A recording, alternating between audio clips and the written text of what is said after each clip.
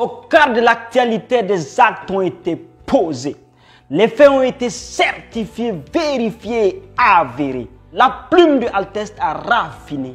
À vous de déguster. C'est ça le journal Slamé.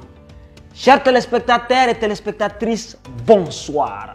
Voici votre journal. C'est du cocktail prosé.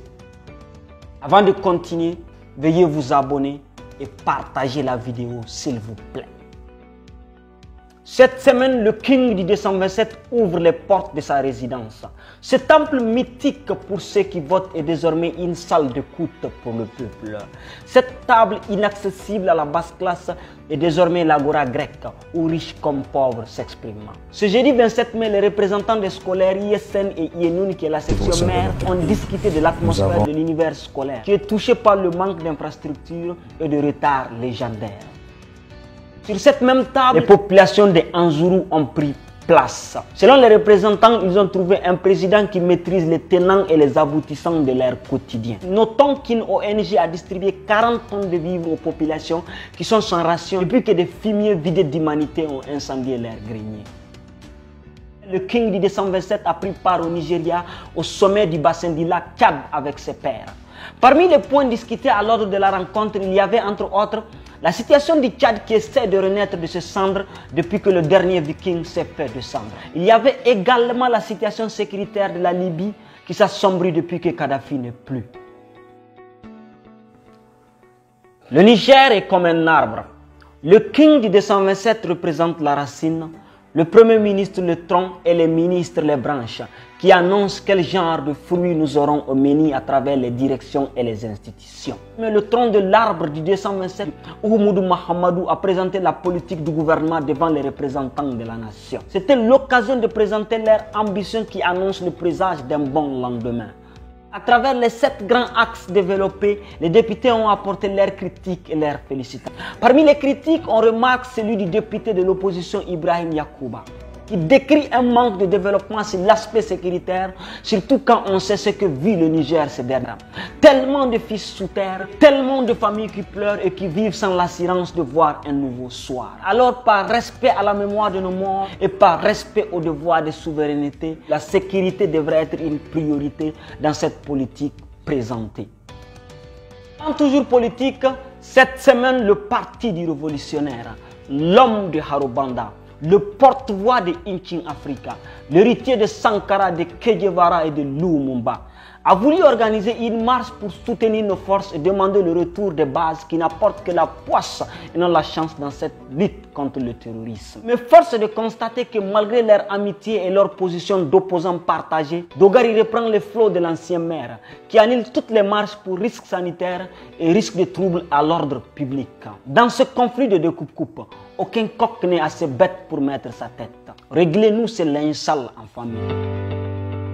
Au plan sécuritaire, qui dit insécurité dans ce pays dit vite Difa ou Tilaberi.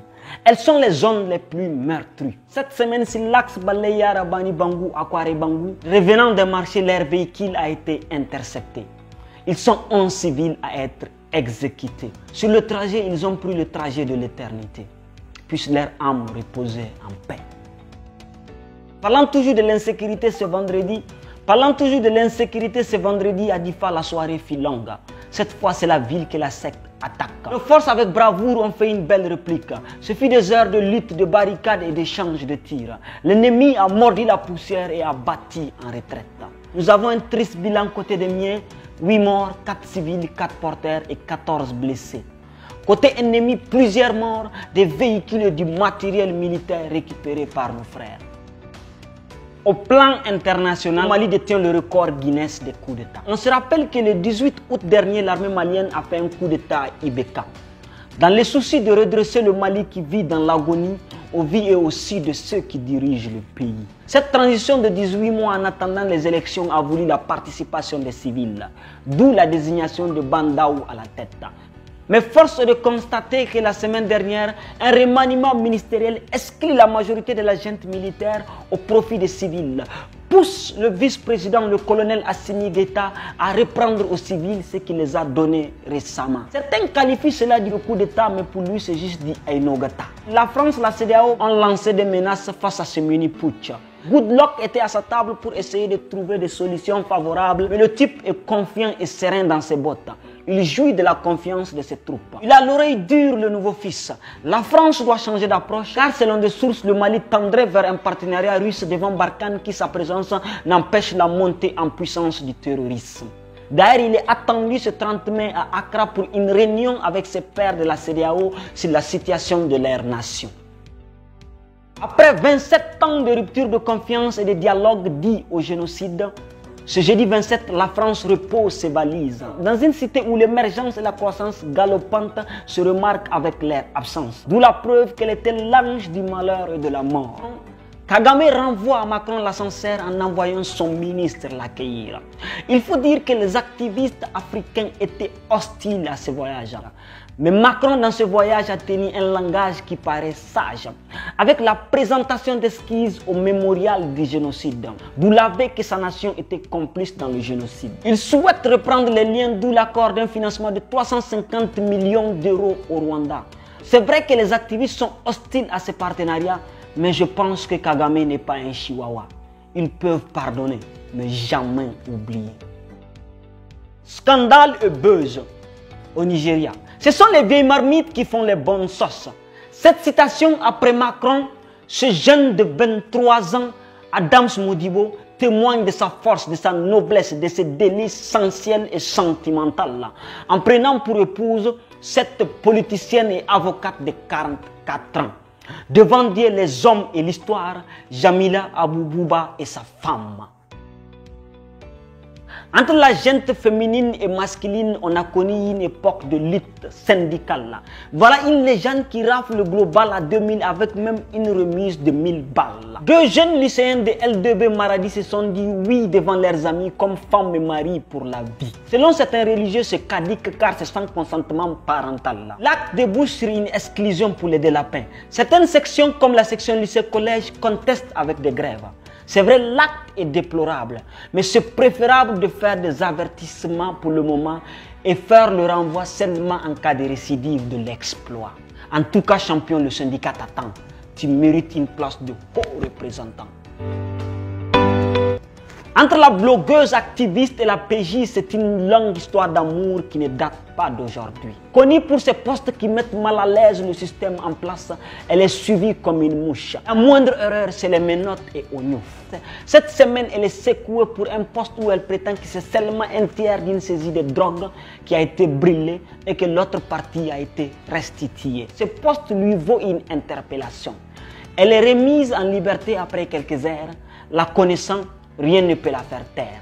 Bonne chance à l'activiste et surtout prudence, car la moindre erreur, c'est l'impasse. Le cimetière nous rappelle notre finalité, que dans cette vie, tout est vanité. C'est un endroit qui de vie te parle, te prêche et te rend humble. Mais certains s'en foutent. Il est surpris ce vendredi jour béni au cimetière en train de voler les plaques de tombe. L'acte nous dépasse. Certains sont irrécupérables. Cette semaine, on tire à la fin d'une aventure, d'une saison d'espoir et de battement de cœur. C'est la finale de la Champions League. L'ancien club de Drogba face à City s'est imposé. C'est géré, c'est bouclé. Les N'Golo Kanté l'ont remporté.